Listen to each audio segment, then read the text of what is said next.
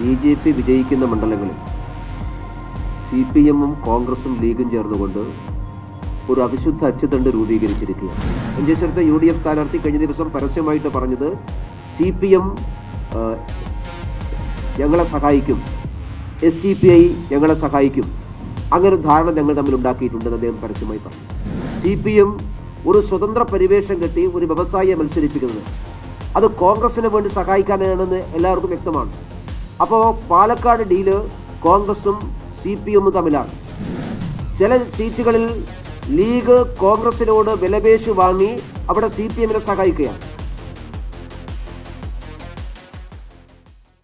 നമസ്കാരം. തെരഞ്ഞെടുപ്പ് ചൂട് അടുത്തിരിക്കുന്ന സാഹചര്യത്തിൽ ഡീൽ വിവാദവും കത്തിപ്പുകഞ്ഞുകൊണ്ടിരിക്കുകയാണ്. CPM-ഉം BJP-യും തമ്മിൽ വലിയ രീതിയിലുള്ള ഡീൽ ഉണ്ട് എന്നാണ് കോൺഗ്രസിൻ്റെ വാദം. പാലക്കാടടക്കം ഡീലുമായി ബന്ധപ്പെട്ടുള്ള വിവാദങ്ങൾ പൊട്ടിപ്പുറപ്പെട്ട സാഹചര്യത്തിൽ ഇപ്പോൾ മാധ്യമങ്ങളോട് പ്രതികരിക്കുകയാണ് ഈ ഒരു വിഷയത്തിൽ BJP നേതാവായ ശ്രീ MT രമേശ്. ഈ തെരഞ്ഞെടുപ്പിൽ BJP വിജയിക്കുന്ന മണ്ഡലങ്ങളിൽ CPM-ഉം കോൺഗ്രസും ലീഗും ചേർന്നുകൊണ്ട് ഒരു അവിശുദ്ധ അച്ചുതണ്ട് രൂപീകരിച്ചിരിക്കുകയാണ്. BJP-യെ തോൽപ്പിക്കുക എന്നുള്ള ഒരു അജണ്ട നടപ്പിലാക്കാൻ വേണ്ടി വളരെ ബോധപൂർവം വോട്ട് ഷിഫ്റ്റിങ്ങിന് വേണ്ടി ആസൂത്രിതമായിട്ടുള്ള ഗൂഢാലോചനയാണ് കേരളത്തിൽ ഈ മൂന്ന് പാർട്ടികളും ചേർന്ന് നടത്തിയിട്ടുള്ളത്. സ്ഥാനാർത്ഥി നിർണയത്തിൻ്റെ സന്ദർഭത്തിലും പ്രചരണത്തിൻ്റെ സന്ദർഭത്തിലും എല്ലാം ഇത് വ്യക്തമായി നിഴലിച്ച് കാണുന്നുണ്ട്. നിങ്ങൾക്കത് പരിശോധിച്ചാൽ മനസ്സിലാകും. മഞ്ചേശ്വരത്തും കാസർഗോഡും LDF നിർത്തിയിരിക്കുന്ന സ്ഥാനാർത്ഥികളെ നിങ്ങൾ പരിശോധിച്ചാൽ മതി. മഞ്ചേശ്വരത്ത് ലീഗിനെ സഹായിക്കാൻ അവസാന നിമിഷം CPM സ്ഥാനാർത്ഥിയെ മാറ്റി. ആ മാറ്റിയത് ഏത് ധാരണയുടെയും ഏത് ഡീലിൻ്റെയും അടിസ്ഥാനത്തിലാണ് എന്ന് അവിടുത്തെ UDF സ്ഥാനാർത്ഥി കഴിഞ്ഞ ദിവസം വ്യക്തമാക്കി. മഞ്ചേശ്വരത്തെ UDF സ്ഥാനാർത്ഥി കഴിഞ്ഞ ദിവസം പരസ്യമായിട്ട് പറഞ്ഞത് CPM ഞങ്ങളെ സഹായിക്കും, SDPI ഞങ്ങളെ സഹായിക്കും, അങ്ങനെ ഒരു ധാരണ ഞങ്ങൾ തമ്മിൽ ഉണ്ടാക്കിയിട്ടുണ്ടെന്ന് അദ്ദേഹം പരസ്യമായി പറഞ്ഞു. കാസർഗോഡ് പരമ്പരാഗതമായിട്ട് INL-ന്റെ മുതിർന്ന നേതാക്കന്മാർ മത്സരിക്കുന്ന ഒരു മണ്ഡലമാണ്. ആ മണ്ഡലത്തിൽ ഇപ്രാവശ്യം തീർത്തും അപ്രസക്തനായ ആർക്കും അറിയാത്ത ഒരു പുതിയൊരു മുഖത്തെ നാമനിർദ്ദേശ പത്രിക കൊടുക്കുന്നതിൻ്റെ അവസാന മുഹൂർത്തത്തിൽ LDF അവതരിപ്പിക്കുകയാണ്. കാസർഗോഡ് അങ്ങനെ ഒരു സ്ഥാനാർത്ഥി നിർത്തിയത് പകൽ പോലെ വ്യക്തമാണ്, ലീഗിനെ സഹായിക്കാനാണ്. അപ്പോൾ കാസർഗോഡും മഞ്ചേശ്വരത്തും ലീഗിനെ സഹായിക്കാൻ CPM-ഉം LDF-ഉം തീരുമാനിച്ചത് ഡീലിൻ്റെ അടിസ്ഥാനത്തിലാണ്. അത് CPM വ്യക്തമാക്കണം. പാലക്കാട് കാലാകാലമായിട്ട് CPM-ന്റെ പൊളിറ്റിക്കൽ കാൻഡിഡേറ്റ് മത്സരിക്കുന്ന ഒരു മണ്ഡലമാണ്. CPM-ന് എത്രയോ പ്രമുഖരായിട്ടുള്ള നേതാക്കന്മാർ, കേരളത്തിലെ ഏറ്റവും പ്രമുഖരായിട്ടുള്ള നേതാക്കന്മാർ മത്സരിക്കുന്ന പാലക്കാട് മണ്ഡലത്തിൽ ഈ പ്രാവശ്യം എന്തിനാണ് CPM ഒരു സ്വതന്ത്ര പരിവേഷം കെട്ടി ഒരു വ്യവസായിയെ മത്സരിപ്പിക്കുന്നത്? അത് കോൺഗ്രസിന് വേണ്ടി സഹായിക്കാനാണെന്ന് എല്ലാവർക്കും വ്യക്തമാണ്. അപ്പോൾ പാലക്കാട് ഡീല് കോൺഗ്രസും CPM-ഉം തമ്മിലാണ്.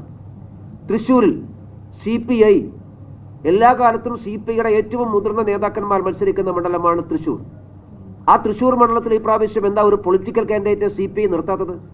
എന്താ LDF നിർത്താത്തത്? അത് ആരെ സഹായിക്കാൻ വേണ്ടിയിട്ടാണ്?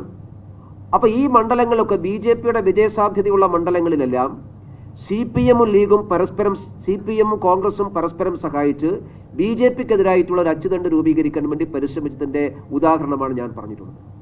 ചില സീറ്റുകളിൽ ലീഗ് കോൺഗ്രസിനോട് വിലപേശി വാങ്ങി അവിടെ CPM-നെ സഹായിക്കുകയാണ്.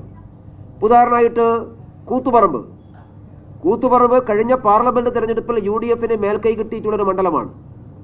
ആ മണ്ഡലത്തിൽ എന്താ ലീഗ് സ്ഥാനാർത്ഥിയെ മാറ്റിയത്?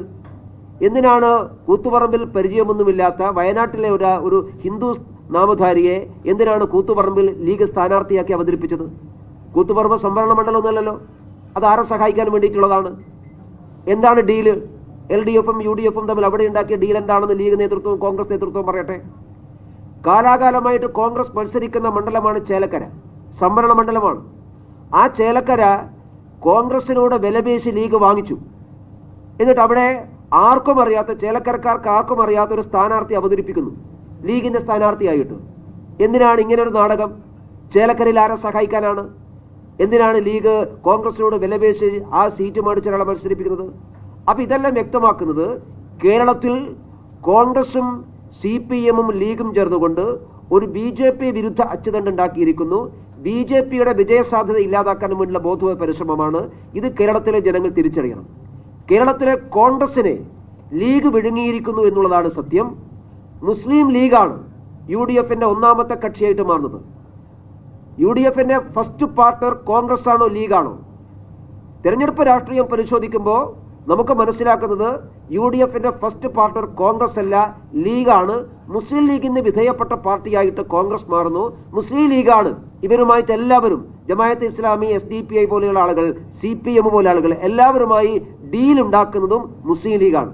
അതുകൊണ്ട് ഈ രാഷ്ട്രീയത്തെ കേരളത്തിലെ ജനങ്ങൾ തിരിച്ചറിയും. BJP വിരുദ്ധ അച്ചുതണ്ടുണ്ടാക്കി വിജയിച്ചു കളയാമെന്നുള്ള വ്യാമോഹം ഉണ്ടാവേണ്ട. അതിനെയും മറികടന്നുകൊണ്ട് ഈ പ്രാവശ്യം കേരളത്തിൽ വിജയിക്കാൻ ആവശ്യമായിട്ടുള്ള പ്രവർത്തനത്തിലാണ് ദേശീയ ജനാധിപത്യ സഖ്യം നേതൃത്വം കൊടുക്കാൻ വേണ്ടി പോകുന്നത്. എന്തായാലും പാലക്കാട് അടക്കമുള്ള മണ്ഡലങ്ങളിൽ CPMന്റെയും കോൺഗ്രസിന്റെയും ഡീൽ വ്യക്തമാവുകയാണ് എന്നാണ് MT രമേശ് വ്യക്തമാക്കുന്നത്. ക്യാമറമാൻ അഖിൽ അശോകിനൊപ്പം അമൽ രുദ്ര, മറുനാടൻ മലയാളി, തിരുവനന്തപുരം.